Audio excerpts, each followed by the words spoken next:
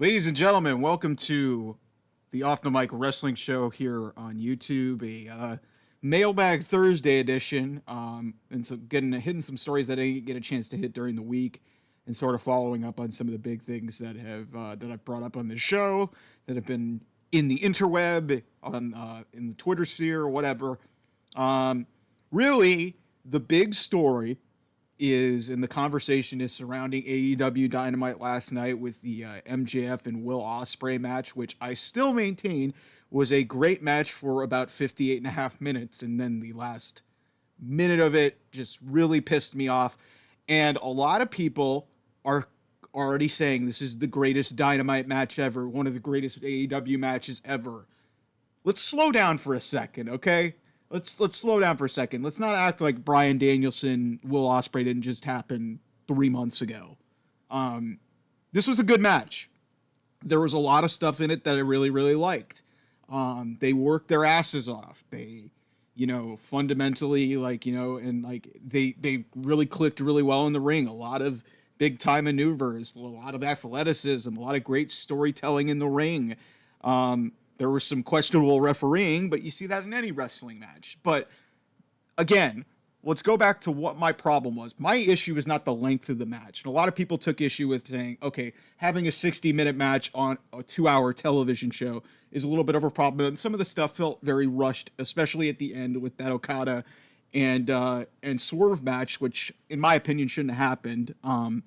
But you know what? Hey, they're trying to pop a rating. I'll get to the ratings in just a second. But, my issue isn't with the length of this match. My issue is with it kind of has something to do with it, but it's not solely. I'm not solely mad, okay, that they went 59 minutes.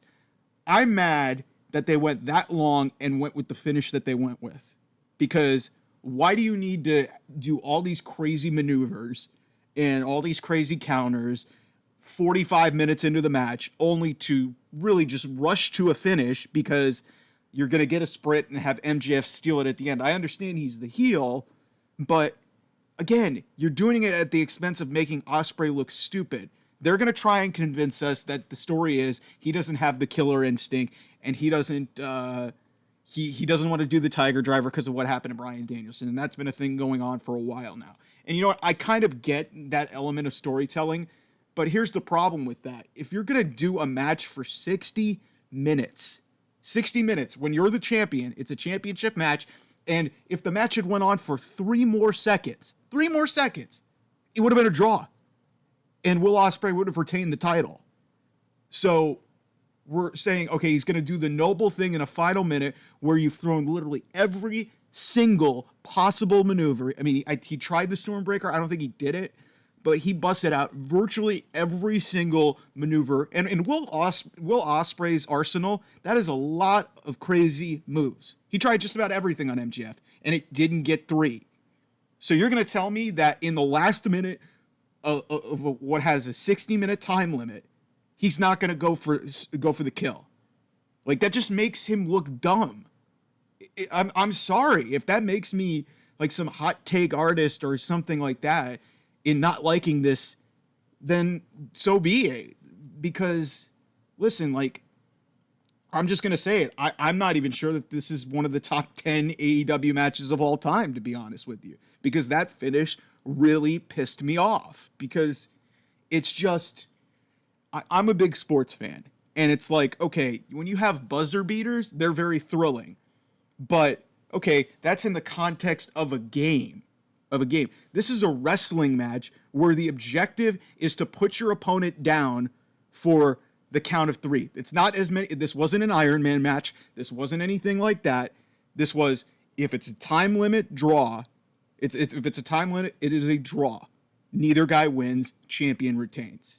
This wasn't an Iron Man match. This isn't like a hockey game, or this isn't like basketball where it's going to go to overtime or something like that. This was simply the fact that, hey, it's the objective to get a decision, or in Will Ospreay's case, you just survive. So we're just led to believe after 60 minutes in a match that you're going to just, not do something when the objective of the match is to finish it and let your guard down. That's just not smart booking. That doesn't make Will Ospreay look great. And then again, the other problem that I had with this whole thing is that we know what the objective of this whole thing is to have a rematch at Wembley Stadium. Will Ospreay gets his win back, gets the international championship back. Wembley's in 4 or 5 weeks. So you're going to run this thing back again? And obviously Pac is going to be involved. That's another thing that a lot of people are going to forget that Pac is going to end up facing MJF for that international title at some point down the road. You still have Daniel Garcia in this thing. I mean, like I said, I just did not like the way that this thing was laid out. They stretched it out through 60 minutes. It worked for the ratings, but it's just like, it's really just a dumb piece of booking.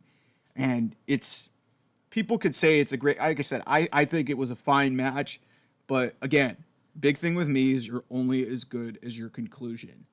And the conclusion of this match was just stupid, dumb. I hated it. Okay. So another thing I needed to address here, Off the Mic Wrestling Show here on YouTube. So the ratings came out, and some good news for AEW, depending on who you talk to. If you're talking to AEW fans, they're going to convince you that this is some sort of triumph. 795,000 viewers. That's up over 100,000 viewers from last week. Curious to see what the quarter hours look like and how much they were able to sustain throughout that MJF Will Ospreay match. So that'll be something to watch. I think they were at a 0.27, which was up from like 0.24 in the 18 to 49. So that's something to keep an eye on. The big thing for me is like, okay, it's their best rating since April. Good. Congratulations. Like, I mean, since like this show has kind of been in the tank and been on the downslope ever since they aired that CM Punk All In footage. It's gotten people like my sister who are casual fans not tuning into it anymore. So they hot-shotted a pay-per-view match. They got the short-term payoff. The question now is the long-term payoff going to be worth it? Because they've got Blood and Guts next week. My problem with that match is there's no story and there's no real hook. And that's going to be the second consecutive week that you're going to spend a whole show, like half of a show, a 2-hour time slot, on one match, back-to-back weeks. So, we'll see how this goes. And at some point, they're going to have to address Bryan Danielson. Unless I was missing something, Bryan Danielson, there was maybe a casual mention of the match at Wembley Stadium. But if you were watching that show, like, and you tuned out for Dynamite, like, for about a month or 6 to 8 weeks, and you watched the ending of Dynamite last night and knew that there was blood and guts, you would think to yourself, hey, it's going to be Swerve and Hangman Adam Page for the world title at Wembley Stadium. That's not the case. I don't have a problem with Bryan Danielson being in the main event because he's, in my opinion, the greatest wrestler, maybe the greatest wrestler of all time, and honestly the best professional wrestler working today, even this late in his career. He's incredible. Bryan Danielson is as good as there is. The problem is Bryan has lost a lot because he is also, in addition to being one of the best of all time, he's one of the most selfless of all time. He has put over a ton of people, almost to a fault, and now you're in a situation where, okay, you're going to Wembley Stadium, and a guy who has lost virtually every big match is challenging for your top championship. So, but then again, it leads into this blood and guts match where Hangman and Swerve have had this blood feud for about a year. And Hangman makes this big comeback as this heel with a different edge to him. And really this double turn that has been transpiring between him and Swerve. And Hangman just lost in the tournament championship. So, I mean, it was really weird last night to see that you dedicated an hour of your show to one match, which was great, with a shitty finish, and then you go to the main event, which I didn't think needed to happen on television because we all knew what was going to happen. It was just going to be an angle to set up what was going to be the blood and guts match, which, by the way, the teams were literally set at the last minute. Like, as they announced that the Acclaimed were going to join Briscoe and Swerve, and then Darby, which was expected, showed up, And a lot of people had some issues with Darby getting lowered from the ceiling. It was a cool callback to Sting, but also it was kind of in bad taste, given they just honored Owen Hart, and that was kind of the way, not kind of, it was the way that Owen Hart tragically passed away, was the whole harness from the ceiling, and there was a mishap there. But apparently AEW got its blessing from Arthur Hart, so there was that. But anyway, so the problem is that in this show, when you dedicated an hour to it, to one match this week, you're going to dedicate an hour to the match next week. At what point are you going to start building a world championship match, which is probably, they're going to bill it as Bryan Danielson's last shot? Like, I understand that you have time to build something, but given the fact that Bryan has lost a ton, he got this big win, there was no follow-up to it. And that's a problem, because you used a and also the fact that you blew a pay-per-view match on free television at the expense of your top feud. So what am I supposed to think there? So I hope they address this at some point, because you need to start building your top match in London at Wembley Stadium. It's just like you can't just keep on ignoring this and just going on and on and on and just avoiding it. Because again, if I was a casual viewer who tuned out after a lot of the BS that was going on that sunk a lot of the viewership of this show, and you showed me the whole episode and also the conclusion of Dynamite, I would be led to believe that it would be Swerve Strickland and Hangman Page, because Bryan Danielson was nowhere on this show last night. Nowhere. So I don't know what to say. But what I would expect and where I think some of this might go is, I'll be honest with you, I think there's a possibility that Swerve Strickland gets pinned by Hangman Page in this match. Or Swerve. I mean, I don't think there's pins in this match, actually. It's a little bit different. I think you have to submit or surrender. I think there's a chance that Hangman gets the decisive thing and Swerve is involved with it, and maybe we get a triple threat at Wembley. I wouldn't be opposed to that, to be honest with you. And you could kind of use that as a way maybe for Hangman to get the championship. I think that would be interesting, because with all due respect to Bryan and Swerve, it kind of, like, with outside of the Bryan Danielson redemption arc and nearing the end of his career, and Swerve just, like, trying to get the big moment in front of a big crowd, there's not a whole hell of a lot of juice to this feud. There's not. And it says a lot that they just completely just forgot about it. Maybe they flashed a graphic promoting the championship match, but yeah, I mean, I could see a scenario where Hangman somehow finds a way to get himself into the match at Wembley, because here's the problem. I don't know what Hangman does if he's not involved in the world title picture. I don't know what he does. Do you have him? I mean, because the Young Bucks, like, and I know they're kind of like teasing that they're going to reunite. He's not going to do anything with them, because the Young Bucks are going to probably have a tag team title match, probably against the Acclaimed. Okada's going to, I mean, you could have it be a Continental Championship match against Okada, but they're both heels. That doesn't make a whole hell of a lot of sense. So yeah, I mean, I would keep my eyes on what Hangman does in this match, because with Bryan not in it, that leads me to believe that maybe there might be a path for Hangman to get into this world title match and make it a triple threat. But yeah, like I said, this you're stacking shows, and so getting back to the ratings here for a second,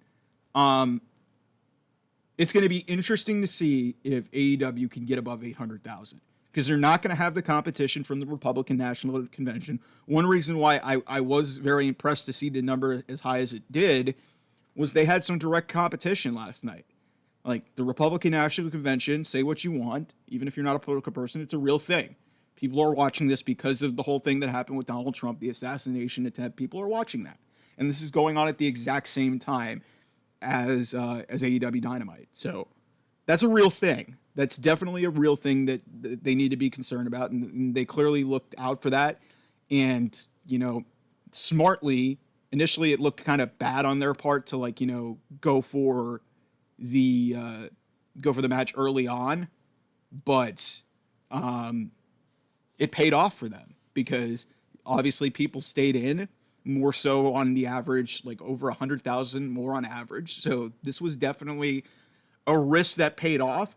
That being said, this whole presentation of people and marks and stands in AEW land thinking that this is like a massive triumph, you guys should be doing better than 790,000 given the level of talent that you have on your roster, given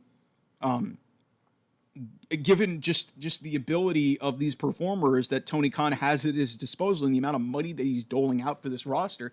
You should be way better than this. And that's honestly a shot at Tony Khan and his creative and the storylines that are being told. There's not a whole hell of a lot interesting that's drawing people in.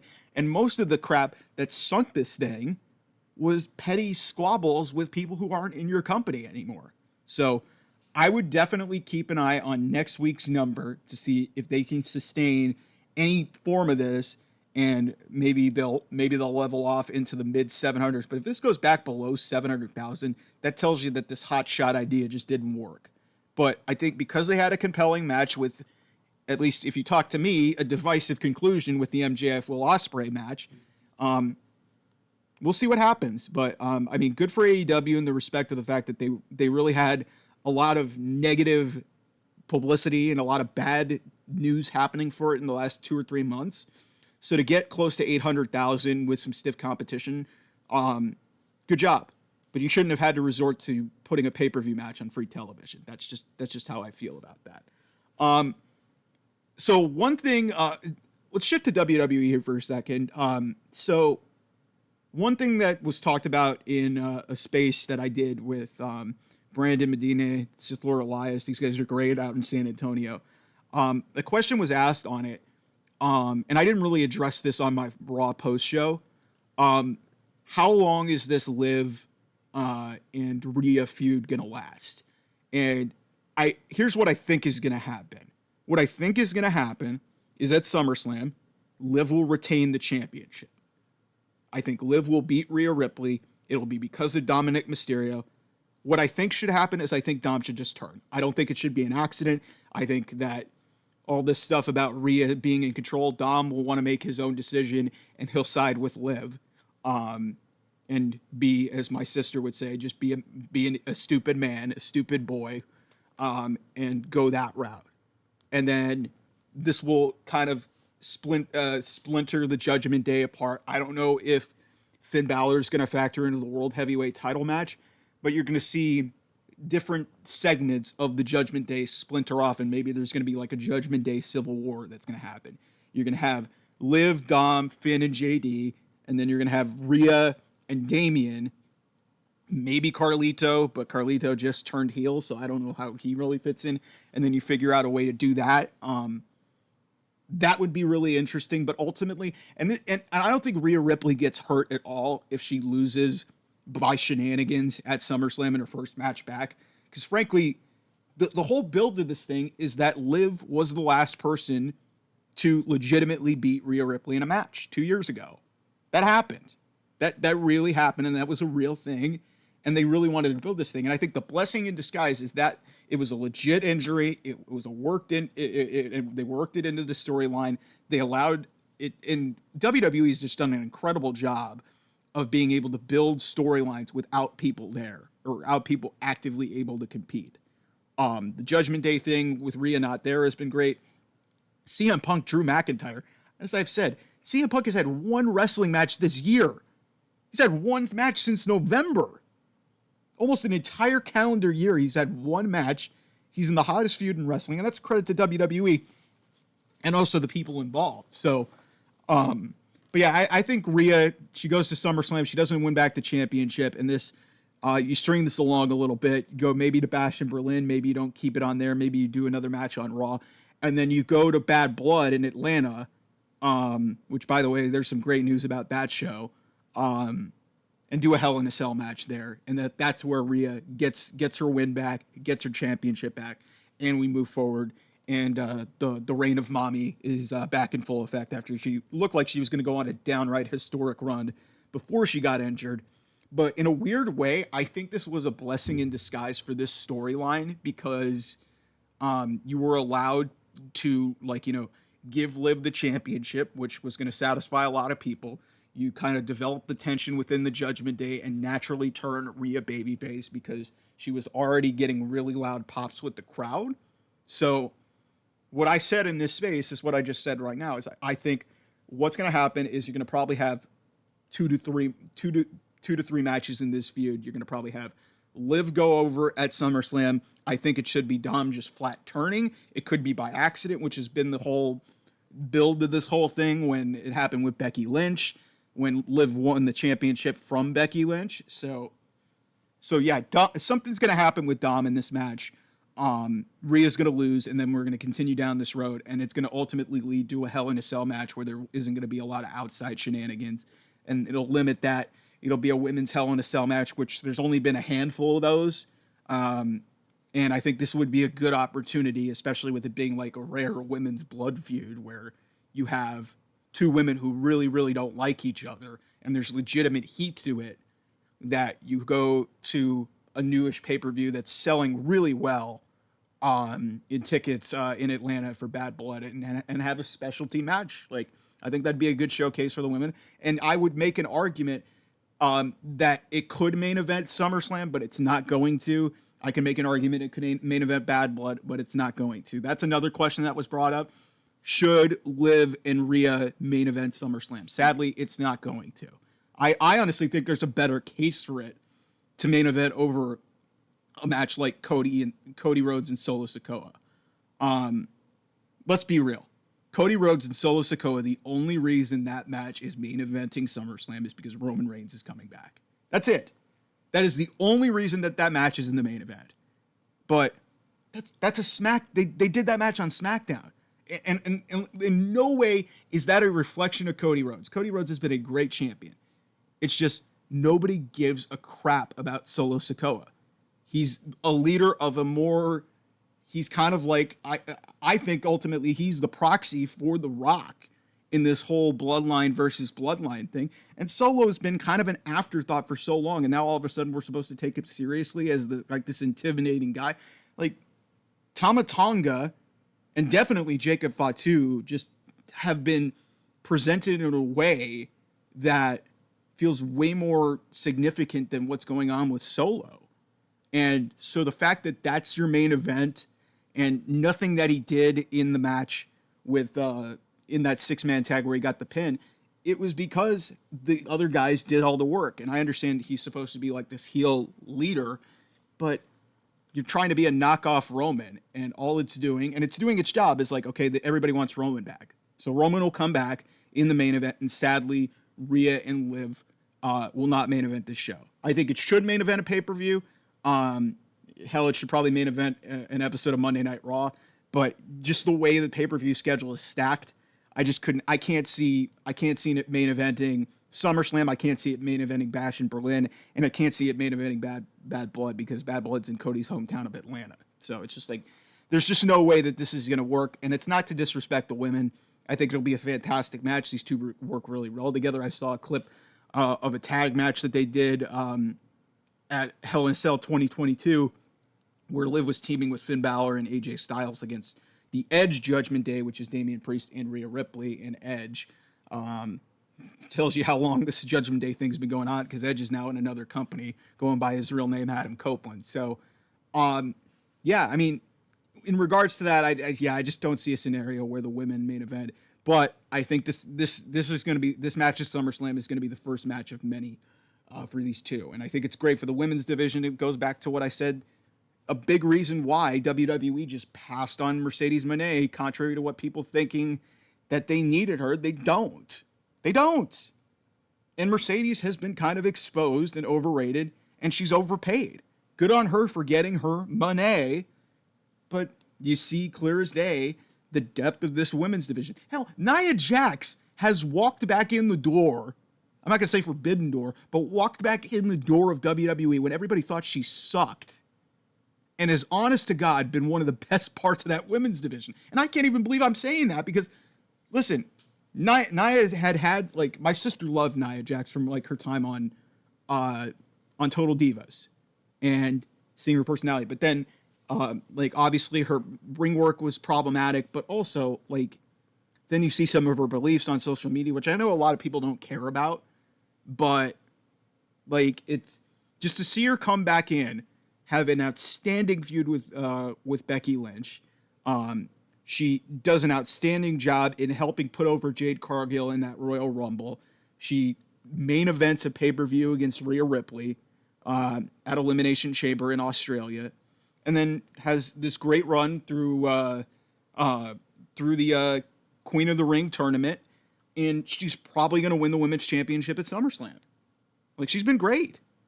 And it's like stuff like that, and then the existing talent that they have on their roster, just better than going out and doling out, what, 7-8 figures for Mercedes Moné? Like, okay.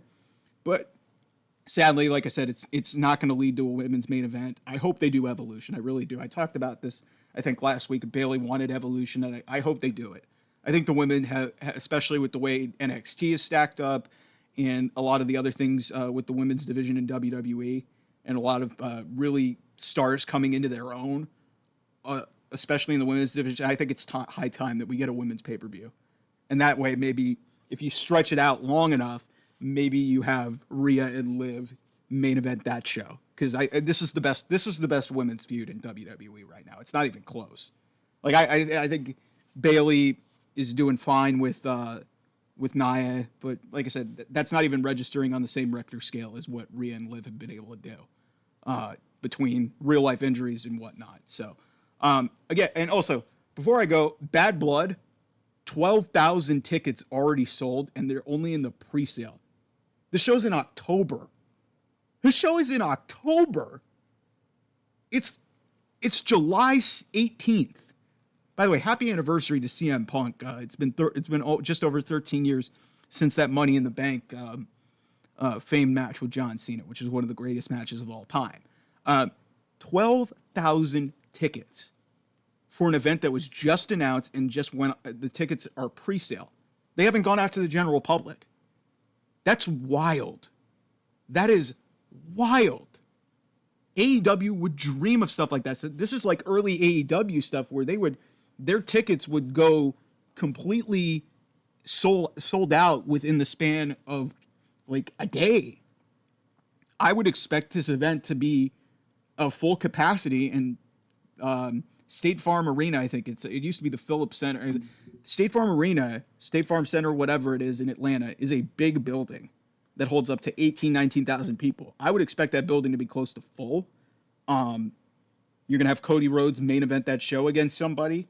Maybe a Randy Orton would be a big time match. And obviously Cody just being there would sell tickets no matter what. But that is a huge accomplishment for WWE. And whenever the sale starts for WrestleMania, I'm going to try and go because I'm here in Los Angeles. I'm like less than 300 miles from Las Vegas. The Vegas ticket sales, like the gate and the amount of money that they're going to generate through that one, they're going to break records that they broke this year. Like WWE is on a roll because they've got compelling television, compelling characters, and compelling storylines. Hopefully AEW can figure that out and get back to what they were and get back to those 2019 days where they're selling events, or 2021 where they're selling events and bringing in people because there's a genuine interest. There's not. But build off of shows like what they did this week and move forward.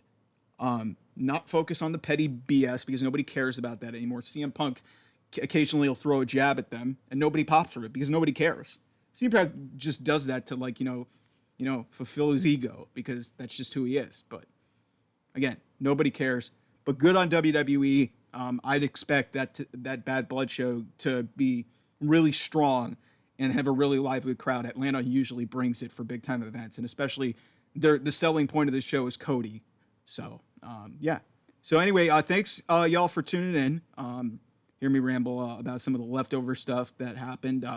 Get me on Twitter at OffTheMic28. Get the show on YouTube here at OT Mike Wrestling, and also OT Mike Wrestling on Twitter X.